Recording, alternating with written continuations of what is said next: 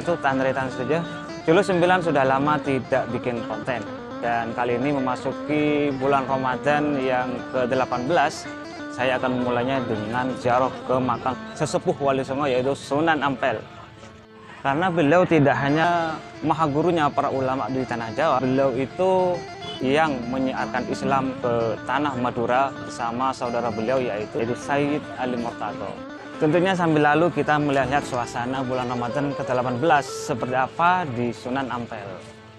Karena sebelum memasuki Sunan Ampel, kita akan berhadapan dulu dengan pusat perbelanjaan masyarakat setempat.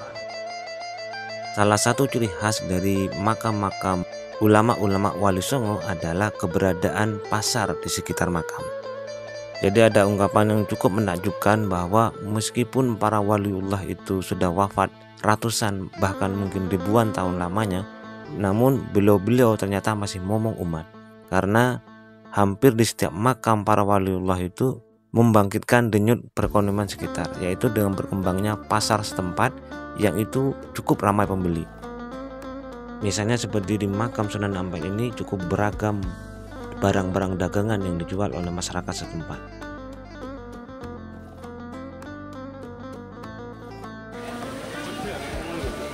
Alhamdulillah, perkiraan di awal Ramadan itu perkiraan 2000-an itu, 2000 peziarah. Nah, untuk pertengahannya itu mulai tadi malam Lailatul Qadar itu mencapai hampir 5.000 peziarah keluar masuk itu. Keluar masuk peziarah. Apalagi kalau udah malam-malam Nuzulul Quran, malam Lailatul Qadar itu bisa-bisa sampai ya beribu-ribu, sampai bisa-bisa sampai puluhan ribu. Banyak yang iktikaf di masjid sini gitu.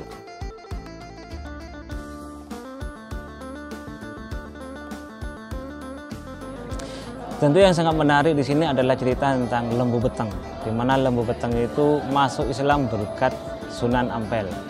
Dan sekedar diketahui bahwa Lembu Beteng ini merupakan leluhur raja-raja Bangkalan dan Pamekasan. Diceritakan bahwa Sunan Ampel itu mengirim 2 ulama, 2 utusan ke Madura Barat yang saat itu dikuasai oleh Lembu Beteng. Tidak diceritakan seperti apa hasilnya, namun rupanya Lembu Beteng itu merasa penasaran dan beliau datang ke padepokan Sunan Ampel di Ampel Delta. Sampai di padepokan Sunan Ampel, beliau itu bersembunyi di kulah kolam atau telaga ya. Di situ diceritakan bahwa beliau bermaksud untuk menikam Sunan Ampel, namun kemudian gagal. Nah, namun mungkin karena kebijaksanaan Sunan Ampel yang luar biasa dan ini mampu meluluhkan hati Lembu Beteng, sehingga Lembu Beteng masuk Islam. Dulu saya pernah bersama jamaah Masjid Cengho diperlihatkan oleh pengurus ada letak sumber mata air, mungkin ini yang disebut kulah dalam kisah Lembu Beteng, dan itu masih ada airnya, masih bening di dalam itu. Mungkin itu dulu yang menjadi tempat Lembu Beteng bersembunyi.